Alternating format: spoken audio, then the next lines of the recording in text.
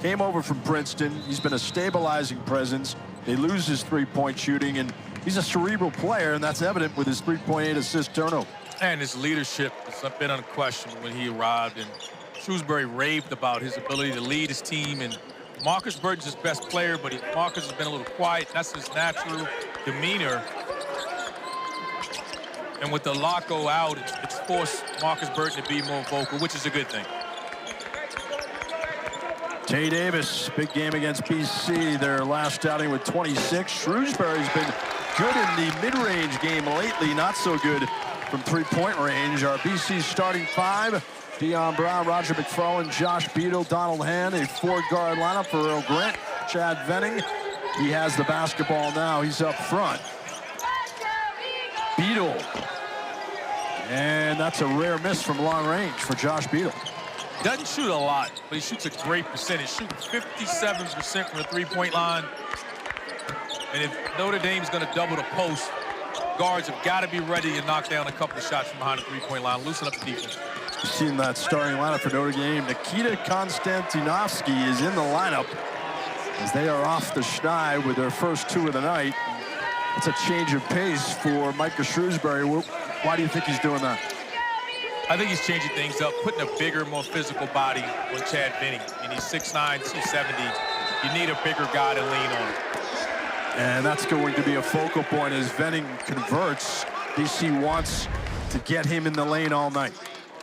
Catching him on a roll, and he's mobile and can move for a big guy. Getting him on the move so he doesn't have to dribble. You see the double team coming in the first possession. So this time you get it to him again. Second time on the roll.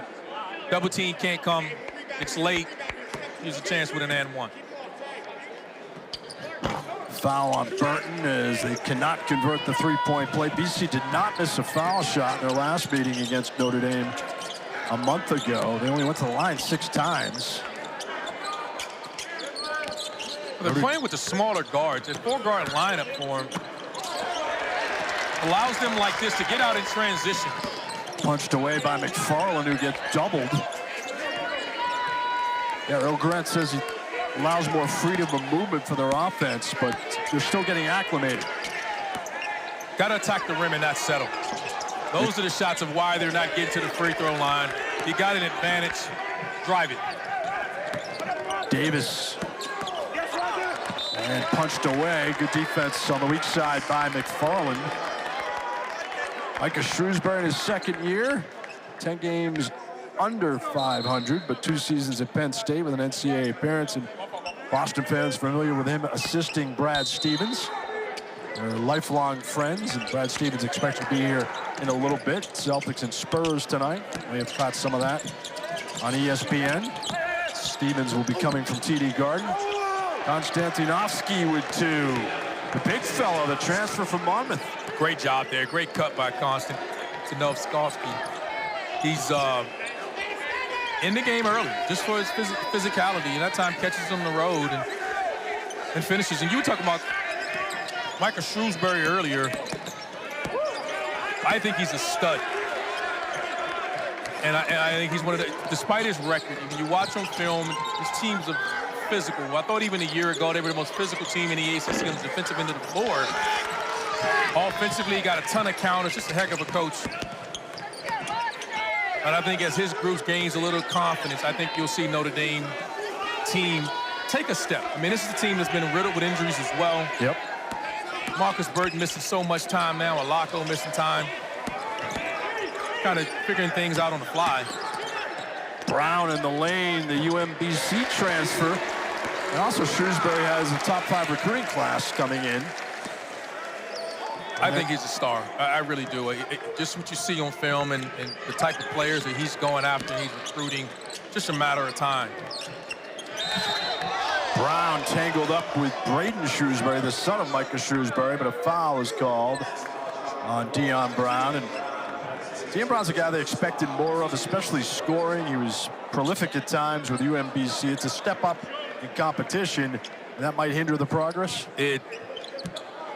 The adjustment when you come up to this level, sometimes it just takes time. And both clubs are struggling with confidence, you know, when it gets in big moments like that, because as it goes on, you just constantly add pressure upon yourself. And Dion Brown's no different. Shrewsberry, there's the mid-range game I talked about. He's 46% from that area. Primarily known as a three-point shooter, but he's only made now 3 of his last 22 shots from the field. Venning down the lane. And Shrewsberry comes up with it. Here comes Markus Burton. Spinning. Davis, good touch. First time these teams played, Notre Dame scored 40 points in the paint. They're not a great three-point shooting team. And when you were talking before about Braeden Shrewsberry, no one is affected more with Alako being out of the game than he is, because he is the guy that's their best three-point shooter. And teams feel as though if they can take him away, they then totally rely upon Markus Burton to score and distribute and create for others. Beadle with the bucket for BC. He averages 7 points. That's 5th on the team. But he's shooting at 52% and 55% from 3. He's only taken 29 three-point shots. Good ball movement by the Irish. And there's a great shot from the corner. That's Sir Mohammed, who's a freshman, and he's gaining confidence. He is. He's a freshman. He's starting in the starting lineup. Hasn't shot it well from behind the three-point line. He was 4 of 20 coming into tonight, and it's a great sign for Notre Dame if he knocks down his first one. And from the elbow. And Brown with a putback. You see a pretty good rebounding team, plus 0.2 rebounding edge. Don't turn it over often, 12 turnovers per game. They've been fundamentally sound, but it's one of those things we've heard the last couple of years about the Eagles, as Mohammed's off the line, is the fact, Randolph, they need to learn how to win. Well, both teams are struggling with that, and it's a lot that comes with that. It's not as simple as people think, and they put themselves in position and they struggle to close games, and this small lineup has been great for them. 3 by Donald Hand ties it at 11. So Hand shooting 40% from downtown. He's averaging 16 points. Also, his rebounding is extremely impressive, 6.5 per game. That's first on the team. Unbelievable for a guard that has as much responsibility scoring as he does to rebound as well as he does. Drive, what a block. Chad Venning with emphasis, out of bounds. And Chad Venning, big boy defense, as we will keep it here. Chad Venning, not known for his shot blocking ability, but he comes over late, protects the lane there, sends a message, swatting it out of bounds. And you want to see that. He doesn't rebound it great, only out there and rebounding, one of 3 ACC players with those numbers and sparkling statistics. It's just a matter of that complementary scoring around him, as you talked about. And a lot of this is new. This 4-guard lineup that Boston College is playing with, it changes things. So respect Tae Davis to try to take advantage of it inside and try to post him up there. He's the beneficiary of this smaller lineup. Look for Notre Dame to kind of run some rep screens and things to get a smaller guard on him and see if he can post up.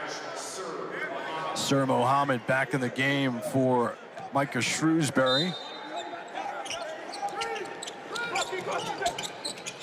As he finds Braeden Shrewsberry. Davis at the elbow. Just beat the shot clock. Rebound kept alive. Notre Dame, good rebounding team, plus 3.9 over the opponent. And as you can see there, Tae Davis is setting the ball screen, hoping to switch to get the smaller guard. That's that pretty loft with a shot from Markus Burton from Mishawaka, Indiana, just down the road from South Bend.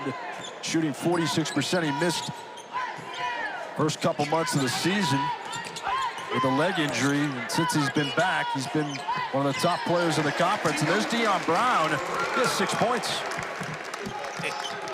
Great sign for Dion Brown again, but he got himself going. His first basket's an offensive rebound. So when you're struggling to score, you're not involved in the offense as much. You get yourself going by going to the glass and creating points. He's off to a fast start here for the Eagles. McFarland, Southeast Louisiana transfer, known for his rebounding. 6 or more rebounds in 31 of his last 45 games. Hastings, a project, but they love his game. He redshirted last year. He's improving. Understanding his role, more of a shot blocker, more of an athletic big. And a putback by Keba Jai. Jai, a usual starter, was out of the lineup tonight, but he's athletic too. He is, and again, he matches up better with Hastings. So you bring it. You can see Markus Shrewsberry keeping his athletic guys against BC's athletic guys. Jai, 6'10" junior, made 23 starts, 6.7 points. Runner by Brown. Tae Davis, he can man the point. Versatile player. Yes, he allows them to give you a different look. So Markus Burton is not always at the point of attack where you can see it. See, now you see the ball screen. They're hoping they switch. And they want to run Tae Davis in the post when they can off the switch. Jai trying to maneuver around Hastings, tied up in the post. And we have a jump ball. Keba Jai, part of the Notre Dame attack early. You don't want to lose Markus Burton on the backdoor cut, but if it's Kyle and Stanford, and then Leonard Hamilton came in and got one after Wake dominated for 32 minutes, and then the last 8 minutes we came aboard talking about being up 16 with 8 minutes, thinking that's a foregone conclusion, and Leonard Hamilton and the Seminoles had other ideas. Donald Hand with a 3. Luka Taze wearing 10 and white for the Eagles, backup point guard, a player they're high on. Cousin Jonathan Taze, Chicago Blackhawk All-Star for many years, won a Stanley Cup. Markus Burton almost traveled. Roper, a veteran, off the bench. Feisty defense by BC with 1 to shoot for Serta, and he's got it. My goodness, he beats the shot clock. Wow. Those are the possessions that drive a coach crazy. I mean, a brutal possession, a lot of dribbling. You got nothing out of it, and Serta throws up a 40-footer and hits nothing but the bottom of the net. So you're screaming at your guys, what are we doing? And then you go, oh, great shot. Cole Serta, freshman from IMG Academy. Elijah Strong matches the 3. Strong has been up and down for BC. He's made 17 starts. He is averaging 10 points, and that's his 18th 3 of the season as Hastings grabs the rebound. Fred Payne off the Eagles bench. You like his game? I do. Confident guy comes in, and shot maker, I think, deserves more playing time. I mean, look at this shot. Sometimes it's better to be lucky than good, and that is just, I mean, throws his hands up like, this is what I do. Strong turns around, knocks down a 3. He's got to be careful talking to the bench. Don't want to get teed up, but great job for him, who's trying to work his way back. He's been effective with the small ball lineup. So much success that BC's had. He's been the starter, and now he's trying to work himself back into the lineup and knock down that 3 there, but he does most of his damage inside. Payne misses the 3, Jai the rebound. I want to know if you could pull off the sneakers that Strong and Payne are wearing. I'd like to try them. I'd like to try. I'm sure you would. Burton for 3. Nails it. Markus Burton, good range, 42%. See the improvement in this game now, and that was a struggle a year ago. It's no longer that. He's so consistent. And learning by the game, but his confidence is at an all-time highs. Hands had a rough start. With the guard play that BC has, you'd like to see more dribble penetration like this. Like driving more, getting fouls like this guy does. Markus Burton doesn't settle. Puts pressure on your defense. He's driving. Patient plays off 2 there. You go under the screen, take that 3 ball with you, and in transition, just look out. He gets whatever he wants. The 3, the drive. I don't think there's a player in the ACC that has more responsibility for his team's success than Markus Burton does. And carries a tremendous burden. You can see that here, even tonight. Takes 37% of his team's shots, and just like that, hits big-time shots, draws the N1. Makes it look easy, too. There's a reason why he was ACC Rookie of the Year last year. Making plays like this. Running the baseline, out-of-bounds play, and again, gets to his spot, elevates well for a smaller guard. Largest lead for Notre Dame, 5 points. You can ask your average ACC fan who's leading the conference in scoring. They might say Cooper Flagg, Maxime Reynaud from Stanford, Hunter Salas from Wake Forest. No, it's Markus Burton. The point guard position is just a difficult one in this league. There's just no gimmies. I mean, you talk about Chucky Hepburn. You add him in that equation as a big-time guard. The Clemson guards are big-time. Nice move by Elijah Strong. Got good position in front of the elbow. Great job there attacking the zone. Being patient. How would you attack the BC defense? Just like that. Just drive it. There's no shot blocker in the game. When Hastings is not in, there's no rim protection. So I think you drive it, pound the paint, and try to attack the offensive glass. Big night thus far for Dion Brown. It's been a roller coaster, but he has 9 points. Already over his season average of 7 points a game. Looked a little overwhelmed at times at certain points this year, but he's coming off to a fast start here tonight, knocking down a couple of shots here early. Fade away, N2. Garrett Sundra trying the contact, so Notre Dame's got some energy, and Tae Davis does as well. Tae Davis is the primary backup guard. He takes on Texas at the Moody Center in Austin. You can't ask for a better Saturday of college hoops than our Sonic Blockbuster feature. To start it off, I know you love that one. Number 1 Auburn against number 2 Alabama. Could that be a Final Four preview? I expect an incredible game. I mean, those are 2 the best teams in college basketball, and should be a heck of a rivalry game. Fred Payne hits a 3, so the Eagles regain some composure after the timeout. They were down by 6, but Payne has been that type of player. He hits big shots. I really like him. Comes in with a ton of confidence. You don't need to run anything for him. He's always ready to shoot. Really aggressive on the offensive end of the floor. He's steady, Fred Payne. 7.3 points per game, 17 steals. He shoots 40%. Another one of those guys like Donald Hand that works extremely hard. Shrewsberry, nifty at the elbow, and he's trying to perfect that part of his game. Well, he's more than just a three-point shooter. Teams are focusing so much on taking that away. The first game, I think his struggle started against BC. They guarded him. They were running him off the line. They were defending him at the 3, and he doesn't force anything. He's a coach's son. He allows the game to come to him, but he's got to get aggressive and take mid-range shots when they're defending him this way.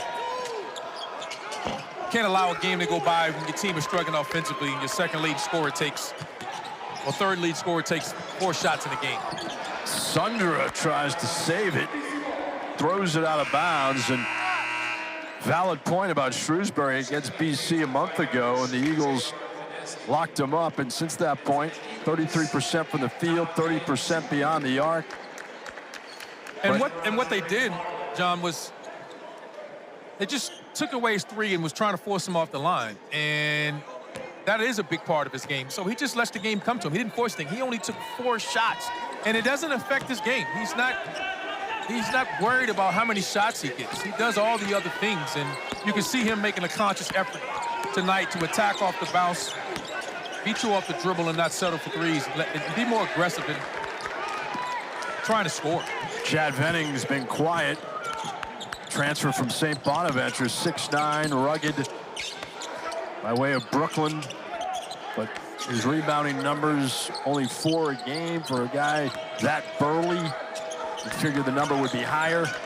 He's one of the top shooters in the ACC, 55%. Waning stages of the shot clock for Shrewsberry. And that's punched away by Venning. Here comes Josh Beadle. Beadle with his size, I'd like to see him attack the rim a little bit more. He's looking to pass. I like to see him a little bit more aggressive to attack the paint to score, and then help comes great vision to find his teammates. I think he's a little too unselfish at times. Fade away by Roger McFarlane. His first 2 of the game, and only 5 points per game. Made his 8th start of the season. Find a lot of times when guys transfer, Randolph, the offense, even this late stage of the season, especially coming from a lower division, it's still tough to develop. Well, the game is so much faster. They're playing against bigger, stronger athletes every night. Right. It takes a while for guys like that to get their confidence, and particularly when the offense is not running through them as well. BC has multiple handlers, multiple guards. On the half-court set, as you can see, it's Josh Beadle was dark. DJ Hand has the ball in their hands. McFarland ties it up with a 3. So the Eagles have been feisty. They've made 5 of their last 7 shots. Notre Dame with a scoring drought of 2.5 minutes. That's been the Achilles heel right now. Markus Burton's out of the game. How does the Fighting Irish generate offense? And this is where they struggle. And a foul. They got Dion Brown. Konstantinovsky was the beneficiary, but Roger McFarlane impressive from distance. He is. Here, slips the ball screen, lines it up, and knocks down another 3. We got a tied one here.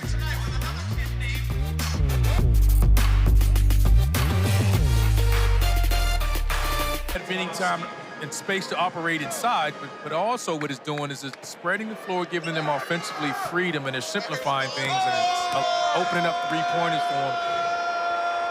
And they're already at 5 in their season average, but they're shooting over 40% over the last couple of games, and it's why they've been right there, giving themselves a chance to win games. And just a play here or there for them, it's just an inbound or a free throw. There's always it's just making a play when it matters in a game where it's a dogfight, and it looks like we're headed to another one here tonight. It's a thin margin of error. Yes. For both these teams. As Konstantinovsky hits 1 of 2. Kebajai back in, Konstantinovsky out. Both teams are struggling with confidence. This is a big, big confidence game for both teams. A lot of pressure for the ACC tournament. BC knows they need to win to keep the gap closer, but so does Notre Dame. Notre Dame has the most difficult schedule remaining in the ACC. They need to build a cushion to secure themselves to make sure that they get in. Venning backed in. Was that a good idea? It's a good time. He got to know they're coming. He got deep. He's got to turn and make his decision a lot quicker. It's a shot he has to make, right? He definitely has to make, but one of those things that he can do, too, is the double team's coming or the help's coming, turn and face. Payne, the lob for McFarland. Well done on the break by the Eagles. It's their first lead since they led 15-13.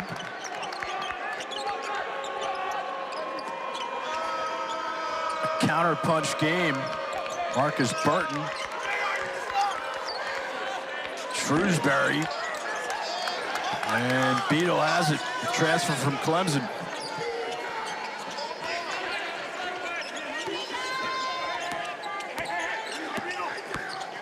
What do you make of Notre Dame's defense as Payne takes a 3? That's what dribble penetration does. Great job by Josh Beadle. I mentioned before, I think he can be much more aggressive. He's always looking to pass. Great things happen when he gets in the paint. And again, another 3. And when they spread you out like this and open up the paint with dribble penetration, it just forces you to collapse and help. And you're in closeout positions and they're knocking down 3s. Defense turns into offense. Payne keeps his head up. Unforced turnover there by Markus Burton and turns it over, and BC makes him play. And again, Payne coming in. He's not afraid to knock it down as he's letting you know, I got another one. That's 2 triples for Fred Payne, who shoots 39% from 3. And when you're guarding guys like that, the tendency is not to help off of them. But with the dribble penetration by a couple of times by Josh Beadle, force you into rotation. Eagles have benefited and knocked down threes. A block by Venning is second of the night as he pins Davis. Who says he's not a shot blocker? That time he pins it on the glass. And able to secure the rebound. That's an impressive play. And Payne counters with a 3. Fred Payne heating up. 8-0 BC run as they have their largest lead of the game.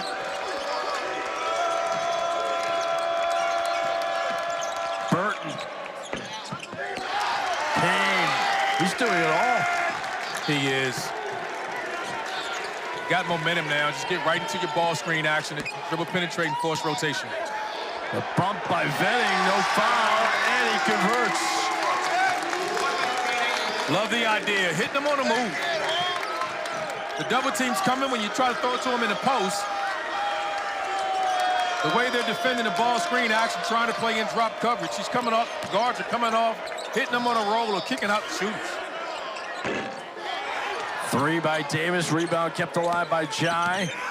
Shrewsberry, no, and a foul. Much to the chagrin of 4th-year BC coach Earl Grant. Venning, great job there. Fighting Jai inside. Has enough understanding to block it and keep it in the rim. And this time catches it on a roll. Uses all of that wide body frame.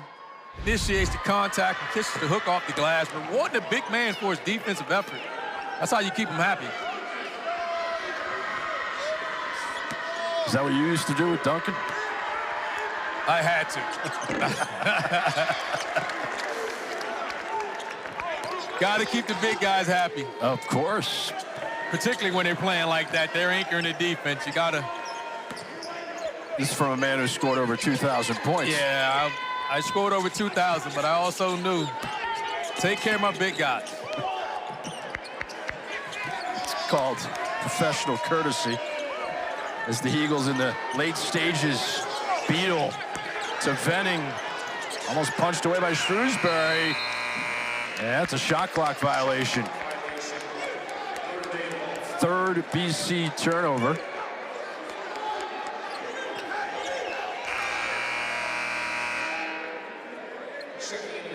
The BC here is 6 seconds left. Extend your defense. It's going to be some type of ball screen for Markus Burton. Plenty of time for him to get to the rim.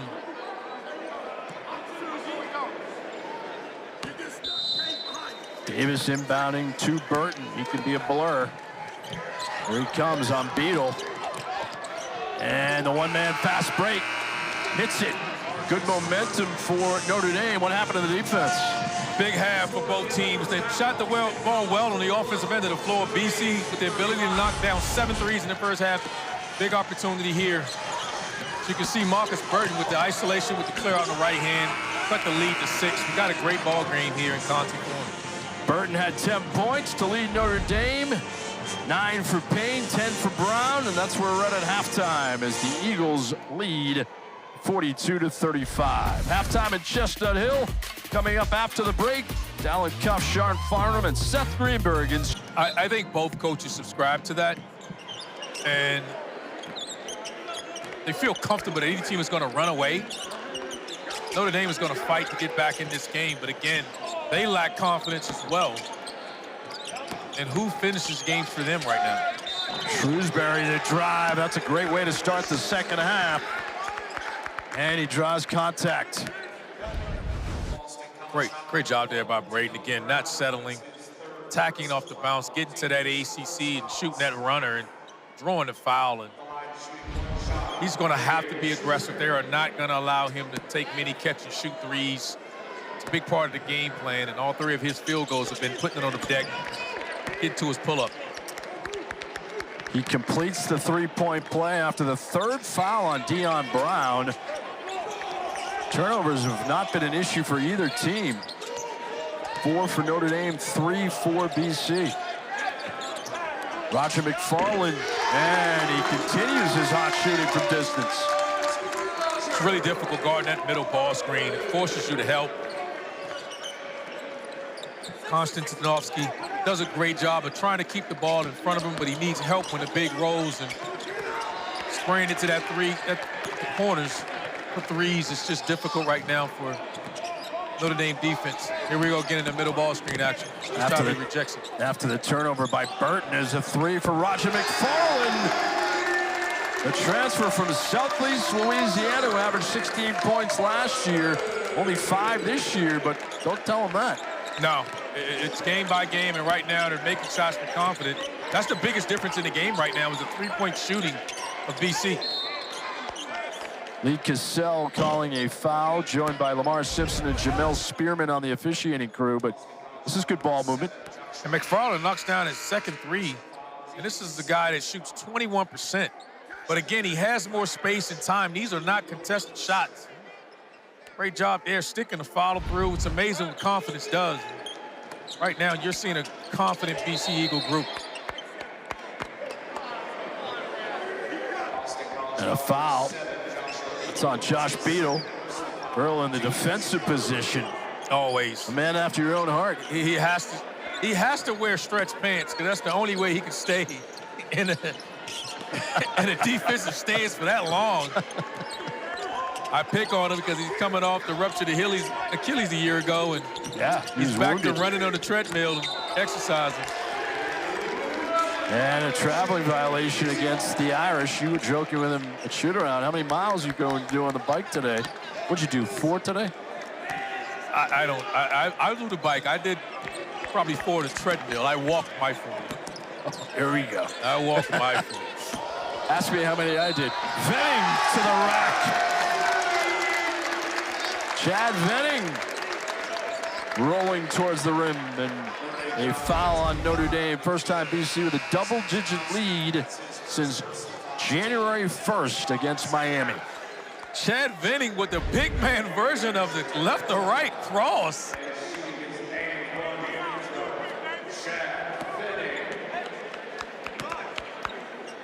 Now, they expected a lot when they got him from St. Bonaventure, and he's produced for the most part.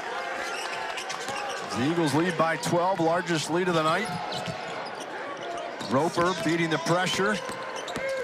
Tae Davis had 26 in the first meeting a month ago in South Bend. The game Notre Dame won by 18, but Notre Dame has lost the last 4 games in Chestnut Hill. Yeah, they're going to try to attack Venning and put him in ball screens. But he's done a great job moving his feet, staying between the ball and the basket. Nice job keeping the ball alive by the Irish. Burton. McFarland had good position on Davis, and it's going BC's way. The biggest difference between the first game and this game is rebounding. BC's doing a great job of rebounding. It's allowing them to control the paint. They're controlling the paint by dribble penetration and kicking it out and knocking down threes. They were out-rebounded by 12 in the first game. They also taking care of the basketball. They had 18 turnovers in the first game that Notre Dame converted into 25 points. They're not helping Notre Dame right now. They're actually hurting them with that dribble penetration. That's one Dion Brown would love to have back. Burton,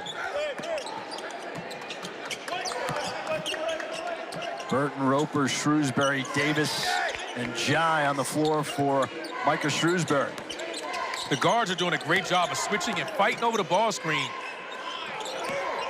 Venning is just staying between his basket and the ball. Great hands there. And they beat the shot clock with a 3 from Shrewsberry. He makes a living on corner threes, over 45%. Averages 3 threes per game, one of the top numbers in the ACC. That's a loose ball situation there that they were fortunate to come up with. How about the fadeaway by the big fella? The Dirk Nowitzki, he hit him one-legged fadeaway there. But I'm impressed with him on the defensive end of the floor. He's staying between the ball and the basket. Forced another turnover there. And Venning with the fadeaway against the double team. That's a difficult shot here on the defensive end of the floor. Knocking it off Jai's knee. He's locking down his man for the most part all night. Venning has 9 points in 18 minutes. Fadeaway by McFarland, who's been hot. Roper over Brown for the rebound. Roper, 6'4" senior from Detroit. Only shoots 31%. Deep three, Shrewsberry. Thought about it. This is why I say when Notre Dame gets themselves in trouble, they get dependent upon Burton in the ball screen, and this is what their offense gets relegated to when they don't move it and other guys aren't involved. And it's punched away by Venning. And he's got 2 and a foul. Donald Hand had a quiet first half with 3 points as his dad erupts from his courtside seat. BC is doing it on the defensive end of the floor. Chad Venning with another turnover. Make Donald Hand, DJ makes him pay on the other end. BC pulling away. He also is another creator, another guy that can put the ball in his hands. Without him, it puts a tremendous amount of pressure again on Markus Burton. He was brought in to help alleviate that. Him not being out there, the scoring drought for the Fighting Irish just continued. 14-3 run for the Eagles. Foul before the timeout was against Markus Burton. Essentially what teams are doing against Notre Dame is they're just sitting in the paint, clogging up the paint. You got to stay home on Shrewsberry. Great job there by Tae Davis, just creating dribble off the bounce. But now they're downsizing the lineup. They're going small. Yeah, a lot of ball watching for Notre Dame. Stagnant offensively with Alaco's absence. That doesn't help. Josh Beadle, guarded by Burton. Venning the take around Sundra. Great play there by Venning. He just didn't finish. He saw the double team coming, attacked baseline away from the help. Missed the bunny. As Davis hits the deck of the foul of the Eagles. This is one of the best women's basketball games on the schedule. It's coming up tomorrow night. Madison Booker and number 3 Texas square off against Georgia Amore, number 8 Kentucky, the historic Memorial Coliseum in Lexington. Coverage begins at 7 Eastern on ESPN2 and the app. Venning the foul is first with Davis at the line.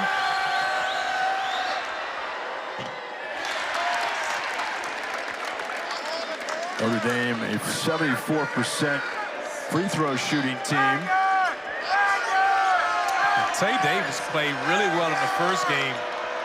They did a great job of opening up the floor and getting him in cross matchups and allowed him to attack inside. And he misses both free throws here. And you know what that means? That's a Shake Shack burger for all the fans in attendance. There you go. That's why they're cheering. That's why they're so loud behind. See if you can qualify for that, Randolph, for a nice midnight snack.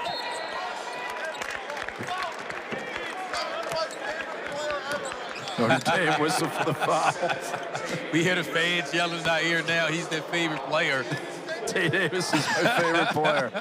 It's amazing what a cheeseburger can do. Yeah, imagine with putting a little food on your belly. It sounds like one of my boys.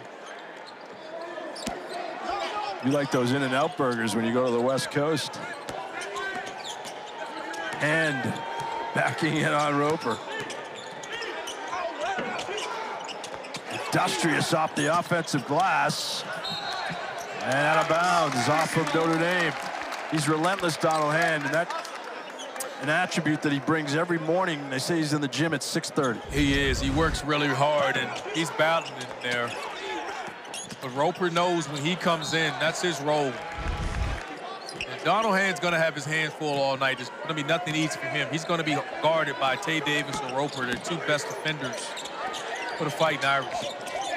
McFarland the pull-up. Boy, he has some range tonight. He's confident right now. There's a pop. There's an energy to him. The ball's going in. Again, the floor space has been incredible for BC. Shooting 60% from the floor. And now they have the Fighting Irish spinning. And they're getting whatever they want on the offensive end of the floor. If Burton eats up, it's problematic for the opposition. He's got his first 2 of the second half. He has 12. Shrewsberry has 11. Notre Dame shooting 50%, but BC's 60.5%.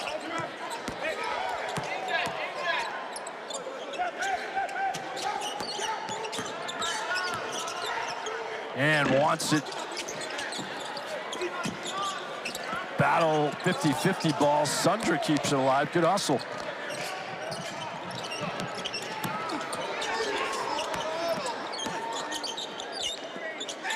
Three by Shrewsberry. That helps the cause right in front of his father. Great job there. Getting in the paint by Tae Davis. He's really looking to be aggressive here. Offensively for the Fighting Irish, either scoring or creating for teammates. Notre Dame has made their last 3 shots, so it's down to 9. And Shrewsberry showing the distance, which makes him one of the best shooters in the ACC. Can't leave him any looks. He knocks down another one. He's starting to heat up. Irish are fighting back.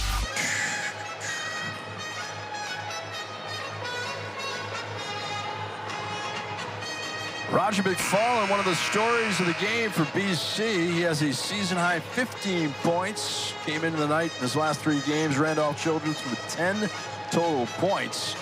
And he has become an asset for Earl Grant. He has. He's been really aggressive. The shot looks good. Ball looks good coming out of his hands. And really aggressive. Saw the first couple go in from behind the 3-point line. And since then, no hesitation. He's been letting it fly. But he needs to step up and score too, because DJ Hand is just drawing so much attention. Other guys are starting to step up, and it was Brown early, and now it's McFarland picking up the slack. But Notre Dame's starting to feel it a little bit, making their last 3 shots. McFarland was a high school teammate at University School in Fort Lauderdale with Zay Flowers and Scotty Barnes, NBA Rookie of the Year 3 years ago. We're watching Jaden Hastings grow up in front of our very eyes. He's just making plays that jump out. He just checks into the game. And a steal, Beadle. Will he make it? Yes, he will. How about that balance by Josh Beadle? Great job, Josh Beadle, just hanging in the air. Thought he got away with using that right arm to shield off the defender, but he didn't extend it. Eagles shooting 61%. Roper counters. Not known for his offense. That's his 5th 3 of the season in 22 attempts. You know, it's just an added bonus when he comes in. He comes in and usually takes the best perimeter player and knows that's his assignment. Hastings and the hometown roll. Notre Dame's having a tough time defending the interior. It's not Venning, it's Hastings. Getting the ball one-on-one in the post. Wouldn't shock me if Notre Dame makes the adjustment and just come and trap. And I know you don't want to do that with the way DC's knocking down threes, but you got to do something different to get back in this game. Burton with his 4th point of the second half. Points to the paint, +8 for the Eagles. With Venning on the bench, they're getting contributions from Jaden Hastings, as the Eagles have a 10-point lead. And we'll come back to Chester.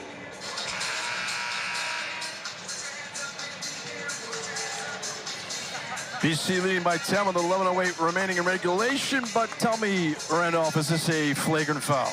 I don't think a smush to the face is legal in basketball. And Sundra does a great job getting physical. After further review, the common foul on white 22 has been upgraded to a flagrant 1 foul. Notre Dame will get 2 shots in possession of the ball. You heard the explanation from Lee Cassell. Jaden Hastings assessed the flagrant 1 against Garrett Sundra, who's at the line. So more of a momentum shift for Notre Dame, who's made their last 5 shots. They have, and they're starting to get back in it, and Sundry gets a little physical with them, and they never punish the first guy. They always catch retaliation there, and Hastings got to learn to. And we have a terrific ABC Women's College Basketball doubleheader Sunday afternoon. Paige Beckers, a number 7 UConn against number 4 South Carolina, and a sonic blockbuster at 1 Eastern, followed by number 3 Texas hosting number 5 LSU. It all starts with the College Game Day crew, 11 a.m. Eastern on ESPN from Colonial Life Arena in Columbia, South Carolina. To get you ready for the day. Don't miss it. I'm actually going to the game. Nice. Shrewsberry from distance.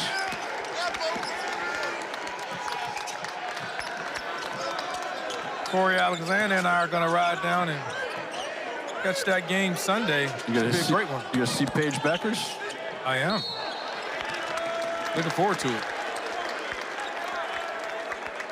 Big moment here for the BC and for the Irish. This is a pivotal point in this game. You're starting to put baskets together for the Fighting Irish, for a team that struggles on the offensive end. And BC built the lead. The young freshman commits a flagrant 1. Can they get enough stops and push, keep them away to continue to hold on to this lead? Donald Henn Jr., Donald Henn Sr. is in attendance, and he had a sterling career at Virginia, averaging over 12 points and 4.4 assists. He's in the bucket hat. You spoke to him before the game. You guys shared some laughs, and he was a tough guy to defend when he played for the Wahoos. He did. Entered Virginia a couple of years after I left, and joked with me saying how much I inspired him in high school. I didn't take it as a compliment. I felt old. I'm like, wait a minute, I'm watching your son, and you're telling me I influenced you? Like, am I that old? No, you're not. Oh, he has to be proud of his son. His son has developed into a heck of a player. Fred Payne has been another instigator for the Eagles off the bench. It was wavering there.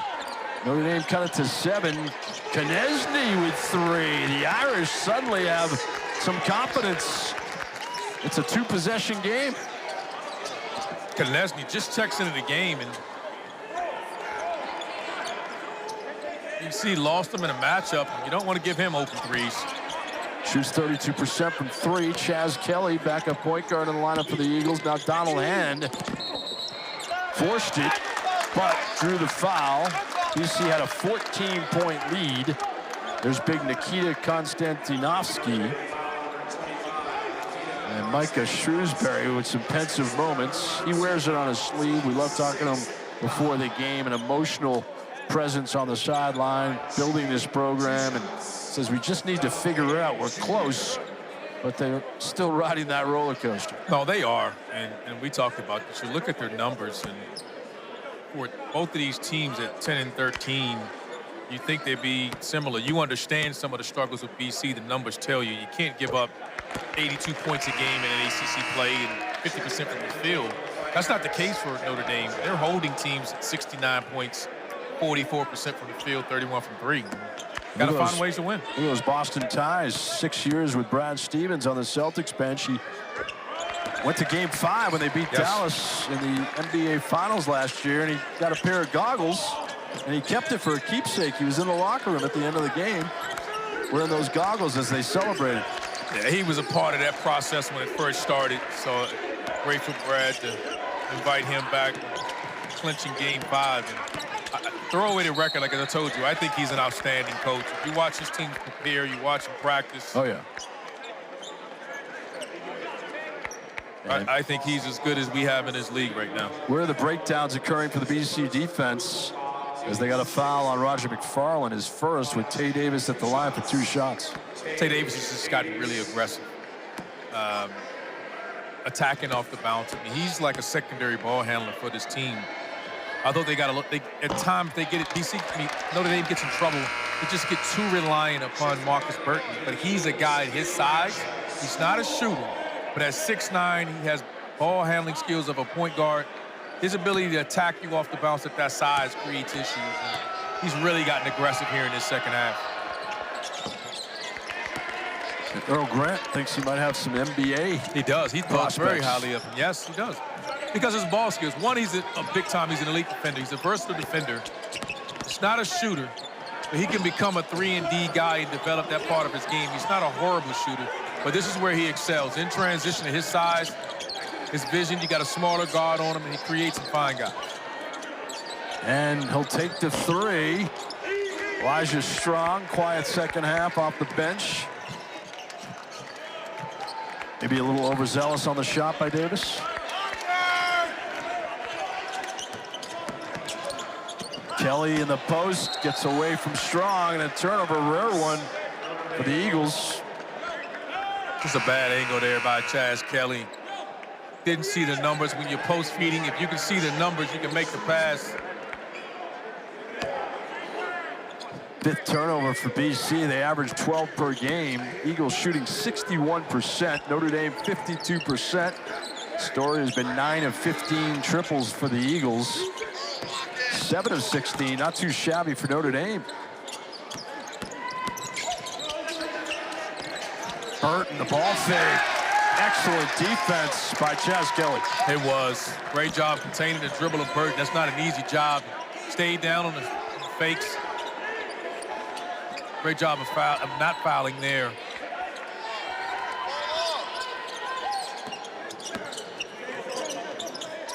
Strong from Charlotte to Venning. Fadeaway with 5 to shoot. He got the roll. Wasn't pretty, but effective. It was not, but he's played really well. Very comfortable shooting that fadeaway over either shoulder. Strong corrals the rebound.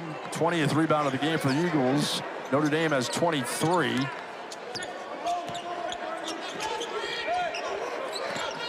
Payne. Jai guards Venning. He's waiting on the double team to come. If you don't come, he's going over that left shoulder. Don't like the shot. Shooting a running hook there. Let the double team come. Your teammates are shooting it well. 3 by Burton. Jai, good position. Davis industrious, and he's got it. He would not be denied, Tae Davis. And he will be at the line coming up after this timeout, but Notre Dame showing signs of life. Tae Davis is a matchup problem for a guard on the glass there. Fights, get position. Markus Shrewsberry getting some explanations from Lee Cassell, the officials. But Notre Dame, admirable job clawing back Randolph Childress. BC's made 5 of their last 7 shots, but how do they battle the nerves and the mental game in the last 7:09? They're going to have to go through it. I mean, we talked about it earlier. Both of these teams are struggling with confidence in finishing games. Getting leads and holding leads have been 2 different issues for these teams, and Notre Dame has had leads and have lost them. And BC has shown the ability to come back. They want to win. Either team wants to win this game. They've got to get comfortable and reverse that trend. BC's only won twice since New Year's Day.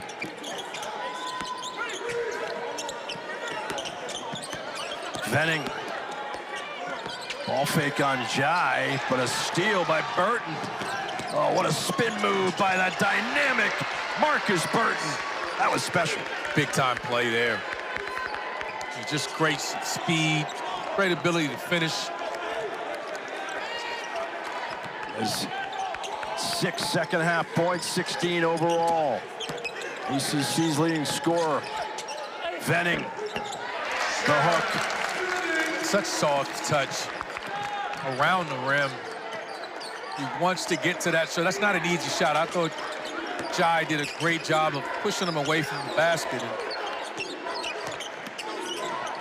Venning in his season average of 13 points. A rare misfire by Davis. Like it slipped out of his hand, but Markus Burton, first team preseason All-ACC for a reason.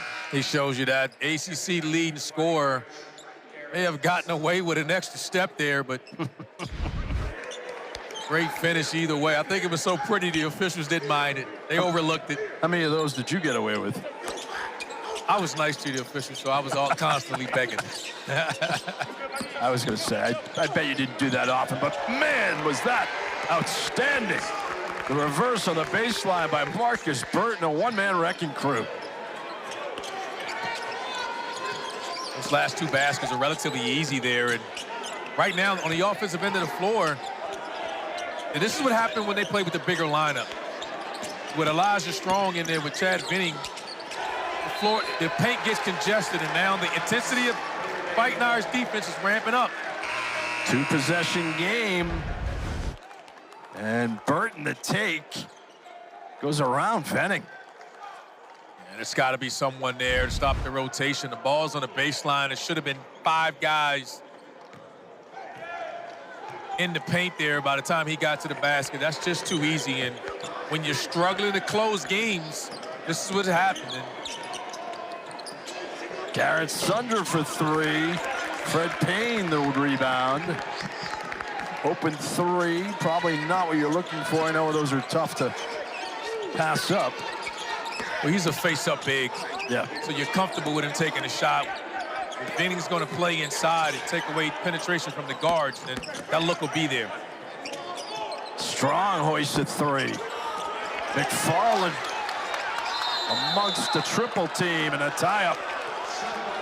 Jump ball, possession BC. Have yourself a game. I mean, Roger McFarlane is season average 4 points a game.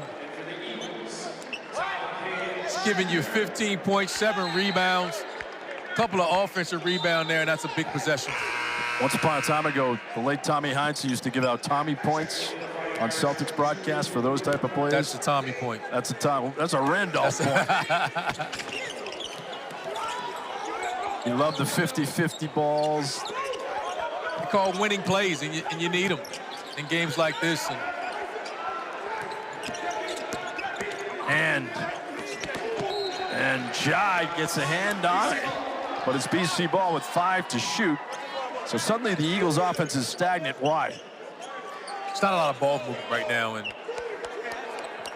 Jai's doing a good job of trying to protect the rim. And one of the things that's happening too is the offense unit right now on the floor. They got the bigger lineup in. There's no spacing in the floor for BC anymore. They're just much better with the 4-guard lineup that allows space and dribble penetration. It's got them the lead. It's why they were shooting the ball so great. Now they're playing with the Elijah Strong and Chad Venning in the lineup at the same time. The two bigs that's better in the paint. Guards have nowhere to penetrate. Fighting Irish defense has picked up. And the turnovers starting to mount. Burton, McFarland the board. BC has 5 turnovers this half, 8 for the game. The largest lead, 14 points.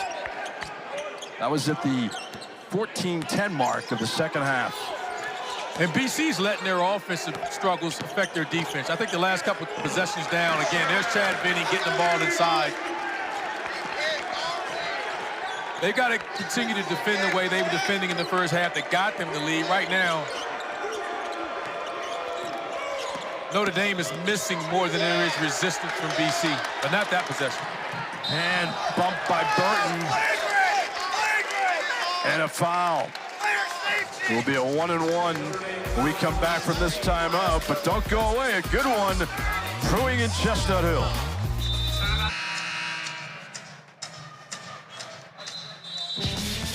"11 second-half points for Chad Venning." He's been great on both ends of the floor here.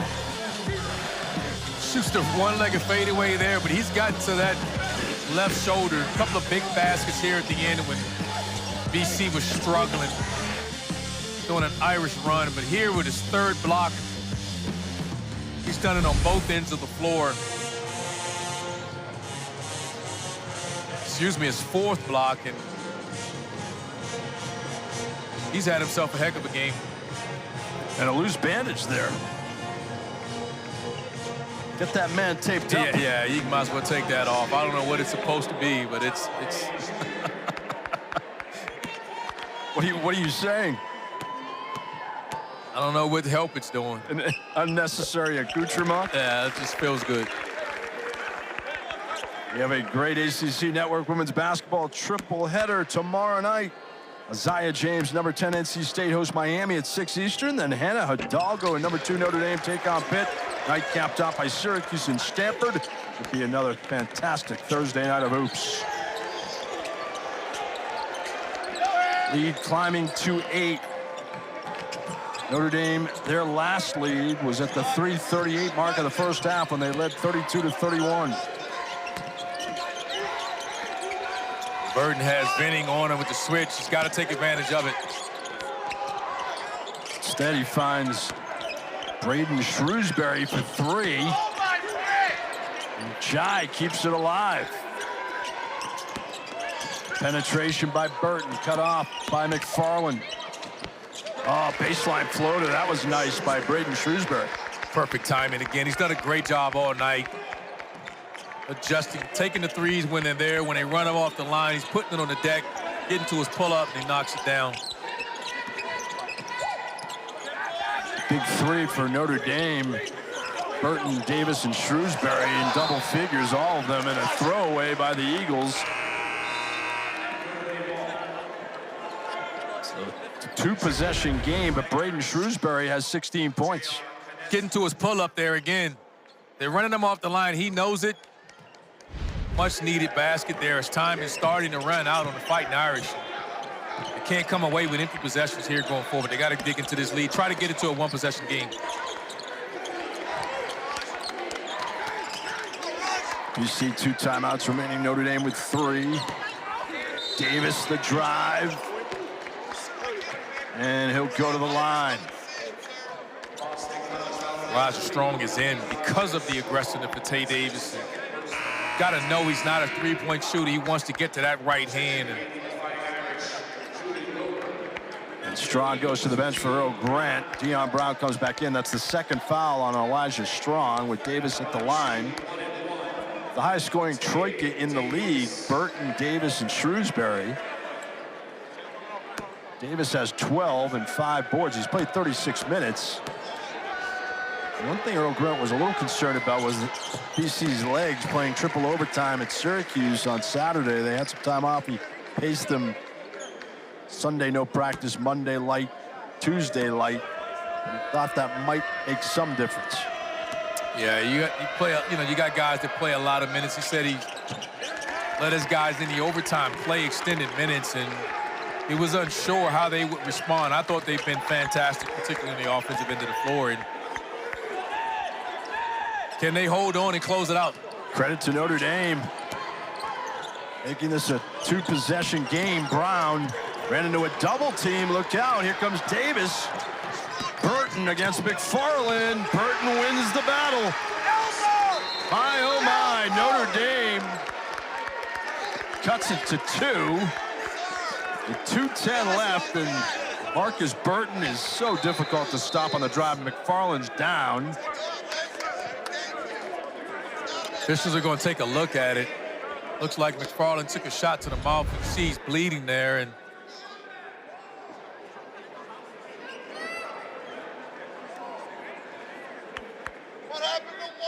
yeah, you can see Burton's right elbow hits him in the mouth. Previous play is under review. Inadvertent. He's going up, and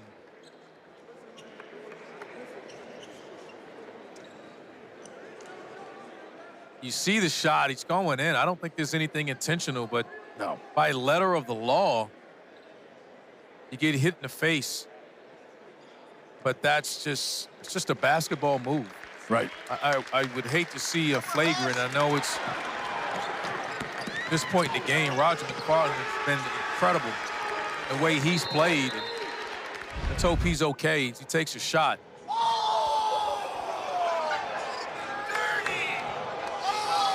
McFarland has been an X factor with that line of 15 and 8. As they're showing the replay now on the video boards in both end zones at County Forum. Lee Cassell contemplates on the far sideline. But either way, it's a dogfight in the final 2:10, Randolph, as Notre Dame is outscored the Eagles 39-35 in the second half after BC led by 6 at halftime. Eagles led by as many as 14 in the second half. Very important game, a swing game. Eagles and Notre Dame, bottom half of the ACC. Notre Dame, if the season ended today, would be the 15 seed in the ACC tourney, and Charlotte, BC would be out, along with NC State and Miami. Good win for Miami last night at home against Syracuse. Dropped the Orange to 5-9, but it's been that type of year in the ACC, topsy-turvy. It has. And this is a big game for BC because, again, they just lost a triple overtime game to Syracuse, so they have an edge there. And they've already lost to this Notre Dame team. So you can ill afford to lose again because then they'll have the tiebreaker. Yep. And you'll already be 3 games down. So we're starting to run out of games. As Lee Castle tells us what happened. There's no additional call on the floor. I know the fans don't like it, but it's the right call. I think it's incidental contact made on a natural basketball play. A play like that would be critical right now. Yes, it would. In the course of this game. And it's been a clean game. It's been played by the players. I think the officials made the right call there. Agreed. Good explanation on your part. Incidental contact. Burton driving to the hoop and converting for his 20th point, his season average. Beadle, Brown, Strong, Venning, and Hand for the Eagles. Beadle from the base. And an errant shot by Josh Beadle is on a tough night with just 4 points. Well, you don't involve yourself in the game much because you're not an aggressive scorer, and then a critical moment like that, take a pull-up jump shot. Not the easiest shot. Davis, ball fake, around Strong, and it's a tie game. 8-0 run for the Irish, a scoring drought of over 2:15 for the Eagles. First tie since it was 31-31. Same move there. Yep. Chad Venning with the left to right crossover against Jai. And they found something as well. I think the matchup with Tae Davis on Elijah Strong is a mismatch in favor of Davis. Burton from the elbow. Markus Burton scintillating in the last 3 minutes. Someone has to step up and make a play.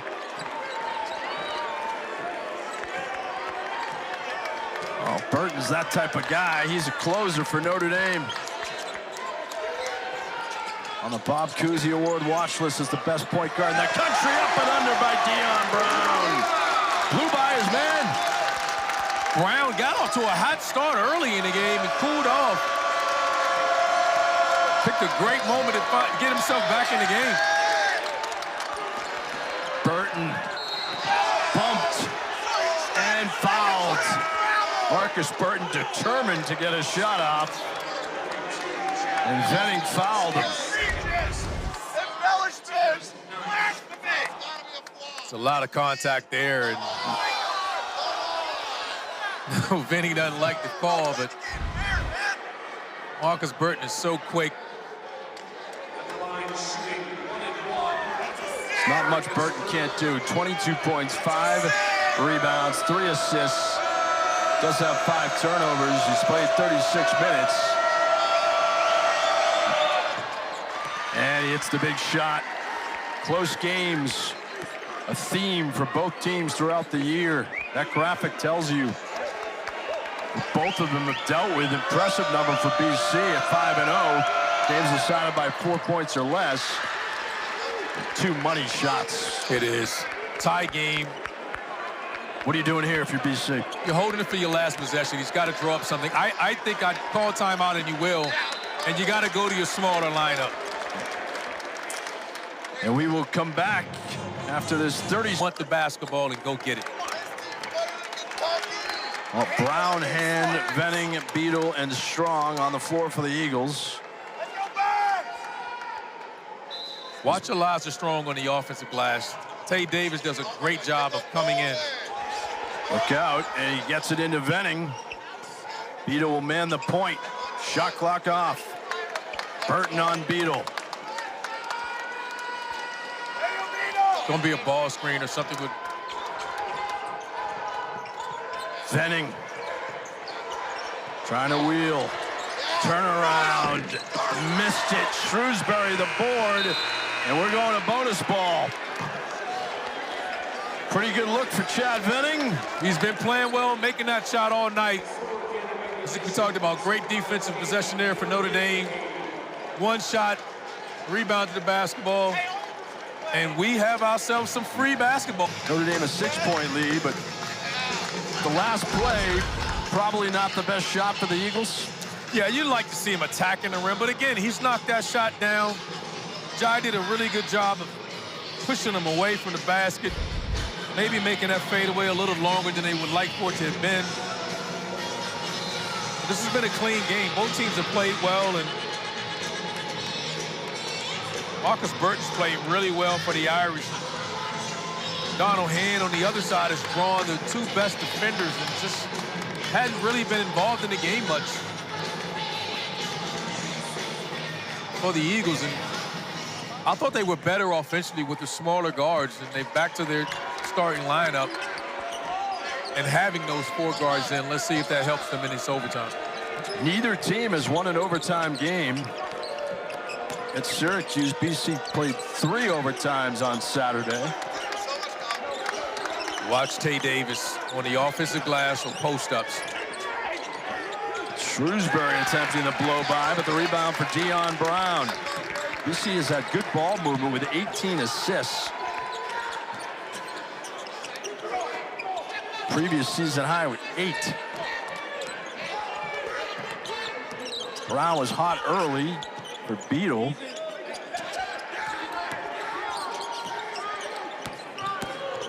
And almost lost it. 4 to shoot. Venning has to hurry. And flustered. Shot clock violation. You're rolling your eyes. Yeah, Kevin Jai, great defensive possession there, knowing Venning wants to get back to that left shoulder. Did a great job when he tried to turn back to that left shoulder, walled up, put his chest on him with physicality, creating a loose ball and a shot clock violation. Markus Burton guarded by Beadle.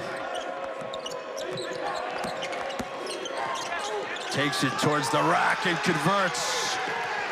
And the celebration says it all. He is in his zone. He has a heart of a lion. I mean, he's just so fearless going inside. 26 for the sophomore from Mishawaka, Indiana. Good move in the post. That's the footwork you're looking for from Venning. Yeah, and that time I think to give himself a better opportunity. When the guards penetrate, you just need to get in that dunker spot. A great job there, getting back again, getting to that left shoulder and finishing. How about the nifty ball handling by Burton? Davis, the runner. Konechny pulls down the rebound. That's a Randolph point. That's the downside of this 4-guard lineup. You've got to rebound because Chad Venning is not a great rebounder. He only averages 4 a game, so it relies on these guards. They've got to dig in there and come up with loose balls.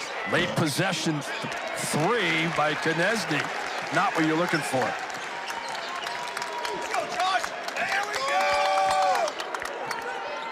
Beadle with a determined look.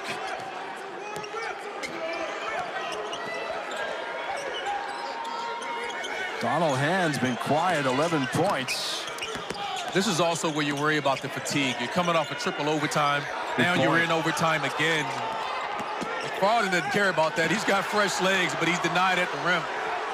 Outstanding defense by the Irish will turn into outstanding offense. Burton for 3. And the rebound by Jai. Rebound, rebound, rebound. The smaller lineup. You've got to dig your nose in there and come up with it if you're BC. Timeout, Notre Dame.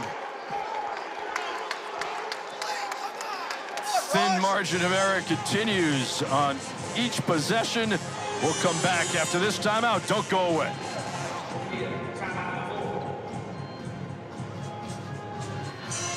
Notre Dame defense tenacious, Randolph. They have, and they've buckled down when they needed to there. I thought McFarland had a step, actually got away with one. That's a foul on Shrewsberry there, but they don't call it. teams are battling and fight for everything, and you can see they got the ball movement there. Both teams just competing on the defensive end of the floor, and you want to win this chance because, again, everyone could just remember a year ago. I mean, North Carolina State came out of nowhere and went on a run. Yeah. And to be eligible for the ACC tournament gives you hope that that still can happen. If you're not eligible for it, it just kills the morale. And teams, it's just difficult to play for something at that point. Makes for a difficult offseason. Burton. And a foul. He ran into Beadle. Third on Beadle, the Clemson transfer. I thought Beadle did a good job of moving his feet. Didn't like the call. I thought he did a great job of cutting Markus Burton off there. And must have stuck that left arm out and got a hand on him. Game has been tied 11 times as Burton gives Notre Dame the 1-point lead. Big part of the success for the Irish, 14 offensive rebounds to 5 for BC, and the second chance points, plus 11 for Notre Dame. That's their advantage, and a lot of that comes from the activity of Tae Davis against a smaller lineup. He poses a matchup problem, and with Donald Hand Jr. struggling in the offensive end. Good hustle by Davis, saving it. This is what BC's problem in the offensive end of the floor. They're struggling. Hand is struggling, and they're in unfamiliar territory. And this is how and why you lose games. You've got to find a way to get a shot. Burton at the elbow.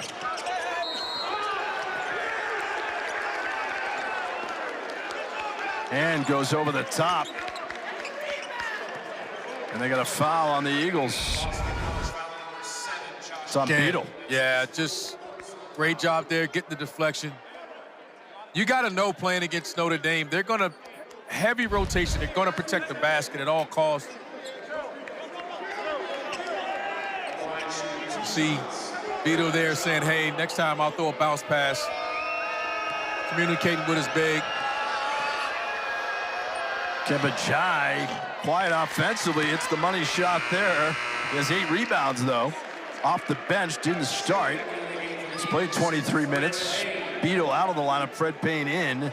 So Markus Shrewsberry making an adjustment to his starting lineup, but Jai still giving them quality work off the bench. Well, he's going to play starter minutes. It's 1 out of 2, tracked down by Donald Hand.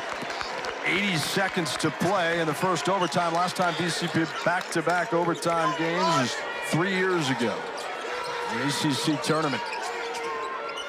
Got to try to get Venning inside. Wow. Big-time shot by Donald Hand. Wow, he hits the 3, and his father, Donald Sr., is jacked up. Hand has 14. One of 5 Eagles in double figures.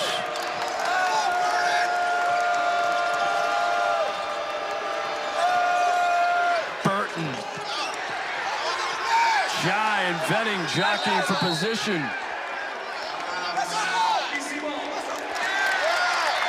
Eagle basketball. This is just a big-time play here by Donald Hand Jr. He struggled all night, but no shot's bigger than that one. He looks at Dad and lets Dad know.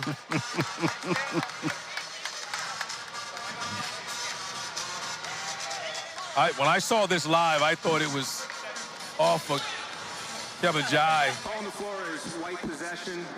We will review. Yeah, that should be a quick review. It's BC's ball. Off the fingertips of Jai. The big fella's jockeying for position.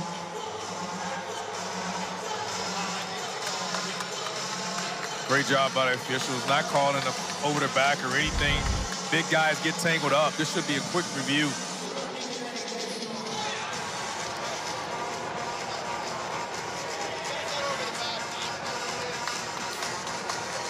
Now, coming out after this, if you're BC, you got a situation you can run here. You can try to go 2 for 1 here.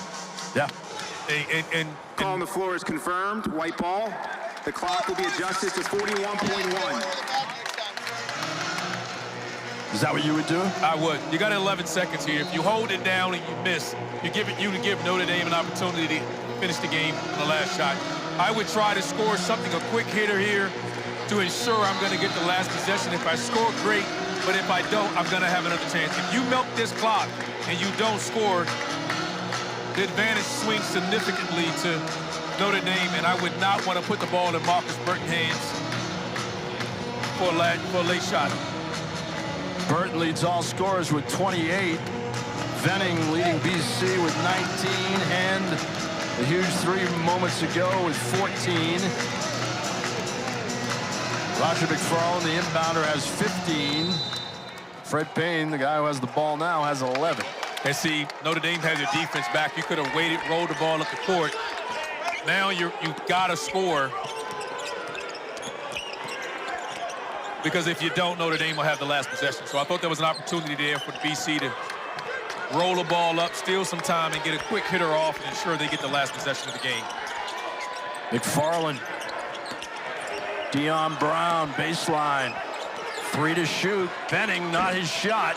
And the rebound by Kebajai. That's not the shot you want. Markus Burton. Between the legs, the three. And the weak side rebound by Brown. Double overtime. My goodness. Eagles played 3 overtimes on Saturday. Why not go to 2 tonight? Eagles, good look, but an awkward shot. Yeah, well, both teams at the end. You want to get a better shot than that. I thought Markus Burton settled on a shot to end the game, and you don't want Venning taking a 17-footer with the shot clock remaining. That's not the shot you're looking for, and on the other end, that's a settle by Burke, but again, Burton just didn't get an opportunity there. You had enough time on the clock when you rebounded the basketball, maybe get a ball screen, but but I understand you. Time. Can he start to heat up and close this game because he struggled on the offensive end? And what formula would you use for both teams offensively to have success in double overtime? Just run your stuff. You don't have to break the offense. The tendency that both of these teams have had, start over-dribbling the basketball and not executing your offense. And run your stuff, hope the defense makes a mistake, and when they do, be ready to punish the defense. Payne almost lost it. First time that BC has had multiple overtime games back-to-back in school history. McFarland, foul line extended, and industrious work off the glass by Brown, who's fouled. So he snuck in and grabbed the loose ball rebound. It's a great job there, just coming in, and I thought that was a great shot by McFarland, a good look, but Brown is not watching. He's running in there. Helps the Eagles avoid an empty possession, get into the foul line here, and try to be the first team to score in double overtime. Foul was on Roper. And second will be a 1-and-1 for Dion Brown, the Maryland-Baltimore County transfer from Great Barrington, Massachusetts, which is at the end of the Mass Turnpike. You're talking about a guard that was 19-7 at UMBC. He's had more of a scoring reputation coming in, and he's done a really good job here tonight. BC 9 for 11 at the line. Notre Dame has missed 6 foul shots in their 22 visits. Davis spinning, backdoor Jai. That was pretty. Wow, what a pass. It's a great job there by Davis. He had Venning on him, and that's just a mismatch off the bounce. The athleticism of Kebajai at a premium. McFarland 3, well off the line. Didn't have to take that shot. He's played well. 15 points here. I thought he could have swung that pass. He's 3 for 5 from 3. Burton. Wow. Yes, sir. Markus Burton. Season high, 30 points. You've got to make him pass the basketball when he gets in the paint. He's just put so much pressure on your defense. He's got to know he's going to be aggressive. 8 of his last 9, 20 or more. And is that what you're looking for? Yes. Him driving the paint? Just get him in the paint. Get the ball in his hands. Doesn't have a shot. Give him space to drive. The big physical guard. But here, Davis just drives Venning. Great drop off there to Jai, who slams it home. And look at the physicality cutting off there. Drive by Burton, just a big physical finish there for a little guard.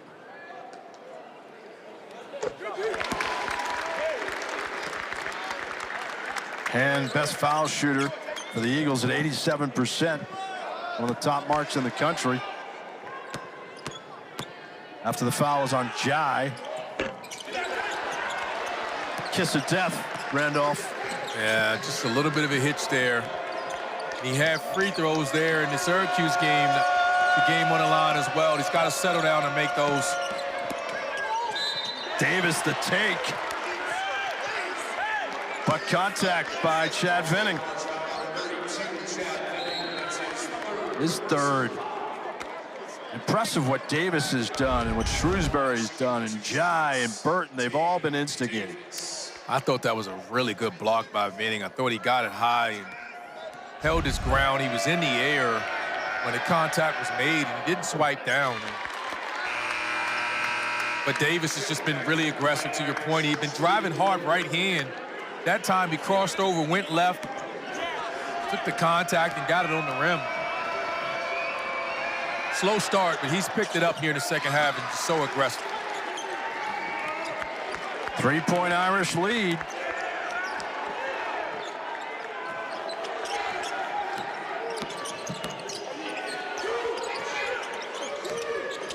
Got to trust your offense now. Just run your stuff.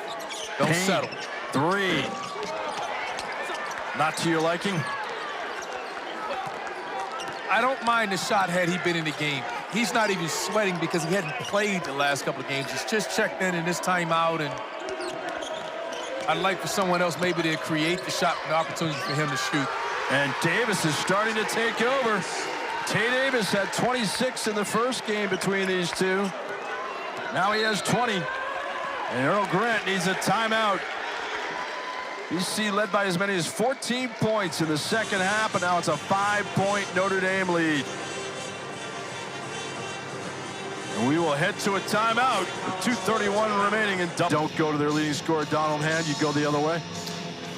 I would go to him, but it needs to be in the flow of the game. I mean, he struggled, and I would see the matchup right now. But you could see Roper and one of their better defenders are on him, and I would run something for him. If he doesn't get it, I wouldn't force it. Picked by Venning to Payne. Venning gets it back. Venning, big boy move, and he converts. Getting him the ball right now. He's been effective doing it. They've had no answer for that, and I would like to see Donald Hand Jr. because he's such a natural scorer to get the ball in his hands and to get a touch. I wouldn't want him to go the rest of this overtime and not get a touch. Venning has 21, 10 for 18 from the field. Tae Davis has been a bear. Burton, Shrewsberry, Davis, Jai. Fadeaway, Burton, no. Payne the rebound. It's a great defensive possession there. Staying in front of the basketball, sitting on that right hand for Markus Burton and making him take a contested pull-up. And guarded tightly by Shrewsberry, hits the deck. And a 50-50 ball arrow towards Notre Dame. Excellent hustle by Braeden Shrewsberry. His hand is slow to get up.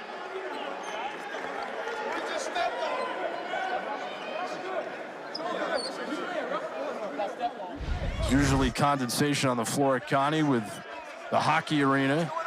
One of the players is saying he got stepped on afterwards or something, but I think it's that they fell on him. You can see, I think that's Tae Davis. They came up with the knee. They're going to take a look at that. Watch Roper's knee when he comes down. His left knee.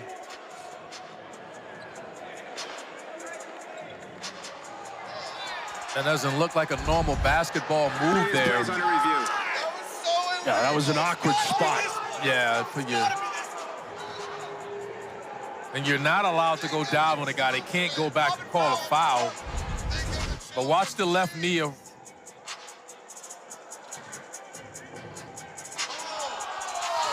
as the fans get a look on the video boards. Yeah. They're seeing what you're seeing right now, his hand. And they could have called the foul, they didn't, and it's a loose ball there. Good hustle by Shrewsberry and hand. And then hand defenseless after the knee came in.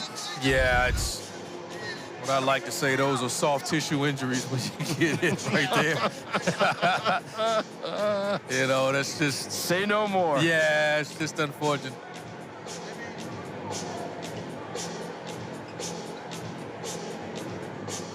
Those are ones when you look at your career, you probably say, yeah, I remember some of those, right? Yeah. That's usually things you just see at the bottom of a football pile, not in a basketball game. It's just the way things going. But no, I don't think it's intentional. We just went down. It just looked awkward the way it happened. And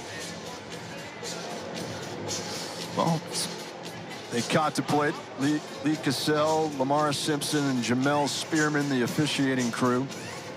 I would not want to be an official having to make this call here. This is a tough one. This is a difficult one. I mean, that's just...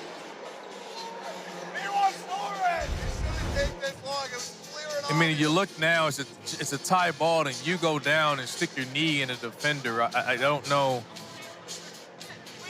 where driving your knee is considered a basketball move, right? It's not, usually. I mean, you look at this.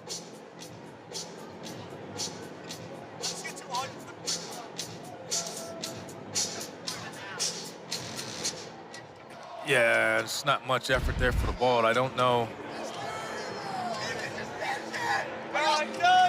Well, either way, 82 seconds left in the second overtime. BC shooting 56%. The Irish at 47%. Their overtime percentage, Joe, 33 for the Eagles in the second half. In the second overtime, Notre Dame at 33% as well. We have like 20 referees sitting behind us courtside. Awaiting the call from Lee Cassell. I think it's going to be a flagrant one at least. It's just... Looks like it. Yeah. After further review, we have assessed a flagrant one flagrant one foul to blue one. White 13 will have 2 shots. White will have possession of the ball with 20 seconds on the shot clock. What a swing. Julian Roper called for the flagrant one, and Donald Hand at the line. Yeah, you don't like it for fighting Irish, but I think it's the right call. Hand 8 for 10 at the line tonight. He has 16 points. That's a big possession. You're talking about having the ball up 3 with 1:22 left, and now it's a one-point game, and BC has the ball. That's a major swing, much to the chagrin of Julian Roper. Earl Grant looks on. Officials huddling. Lee Cassell will head to the scorer's table, or he'll talk with Markus Shrewsberry.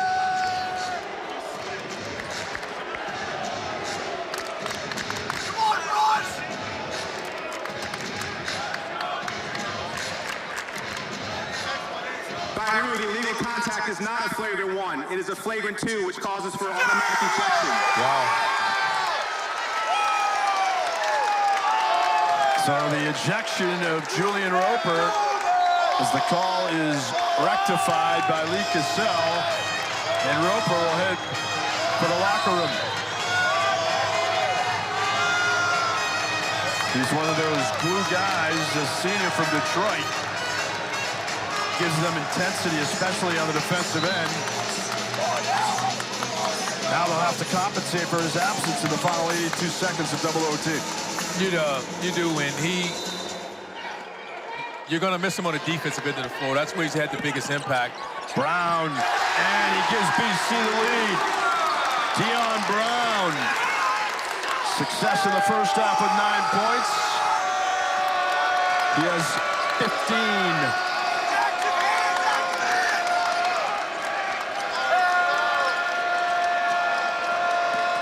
The blow-by attempt and the foul.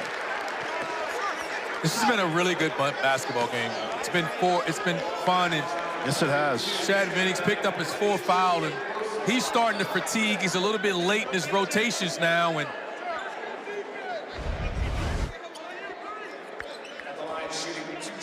he's late coming over, and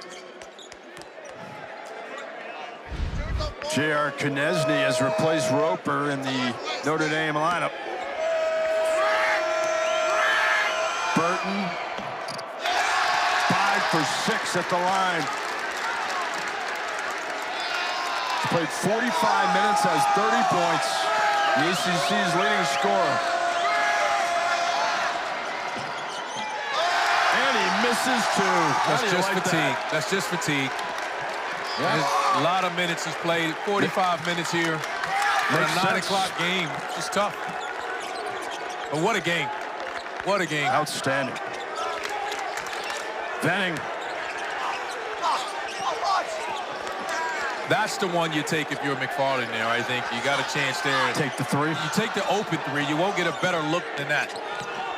Hand instead heaves it with the shot clock in the waning seconds. That's what I mean. You know, in that time of the game, it doesn't matter. And had you taken that shot, you would have a chance to get the last possession again. The game clock will be under review. Shot clock violation.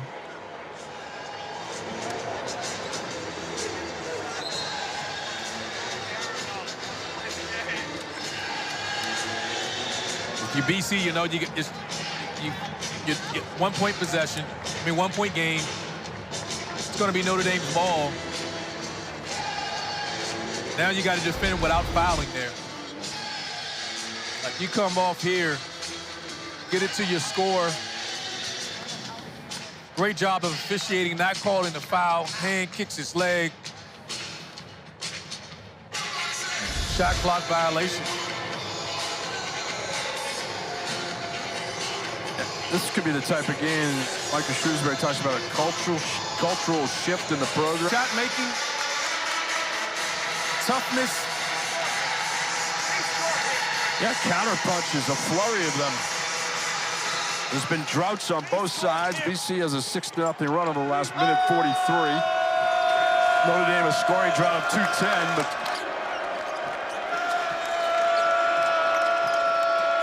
Burton. And Jai scoops it up and hits it. Kevin Jai. Lunch pail off the bench. He's been a rebounding machine. 1 point Notre Dame lead. 5th foul on Venning. And that's just, it's a great job by Venning coming to help. And again, the weak side guards. I know Markus Shrewsberry's there. Backside guards have got to crack down and rebound. And not only did you lose your only rim protector on the floor at the time, you're losing your go-to guy here in this particular game in Chad Venning. I mean, he's been the guy that's kind of carried you down the stretch offensively. Yeah, the emotions for Venning say it all. Fouls out with 21 points. That's a season high. He had 19 against Duke. So Jaden Hastings in the final 16.9 for the Eagles and Errol Grant. Hastings, Hand, McFarland, Payne, and Brown. Jai, Shrewsberry, Burton, Konechny, and Davis for Notre Dame. It's a big free throw here. Kevin Jai with 7 points and 12 rebounds, and he misses it. Eagles down by 1, shot clock off. Where are they going? I think Hand has to touch it. Brown, the fadeaway, no. Rebound, Burton, 2 to play, and a foul by Fred Payne. 1.7 left. Dion Brown took the shot. What'd you make of it? If you're going to take it with confidence. He does a great job of initiating contact. Braeden Shrewsberry taking the contact and still being able to contest that shot. Dion Brown double clutches it. You see Donald Hannon has a right to be frustrated. I think you gotta put the ball in his hands with the lineup that's on the floor, and it's just been a big factor in so many of your games, and he just didn't run a lot for him. He didn't get a lot of touches late in the game. Timeout, Earl Grant. Because now he doesn't get a chance to run his play. Whoever rebounded initially, essentially has to heave it 90 feet. Yep. So if I'm up 2 in this situation, I'd just miss it. I'd miss it. Valid. Interesting scenario with Burton at the line with 31 points, 12 for 29 from the field, 7 rebounds. Because making it here allows them to execute a play, maybe throw it to half court. I would have missed it. He makes it, and that's a new career high for the dynamic Markus Burton. 32 points. All right, so they don't follow your script. Instead, a Notre Dame 30-second timeout, up by 3. Your 4-game Connie Forum losing streak. BC's won only twice since the new year turned. Beating Miami January 1st and then Florida State February 1st. Payne inbound with 1.7 left, runs the baseline. Hand will launch, and he's off the line, and Notre Dame walks away with a 3-point win in double overtime. Gutsy performance, the type of effort where Markus Shrewsberry said his team needed to go through and try to find a way to win. And if you're an Eagles fan, they fought hard, played well. It's another disappointing loss. Double overtime game, just a heck of a game, and it's one of those games it's just unfortunate someone had to lose.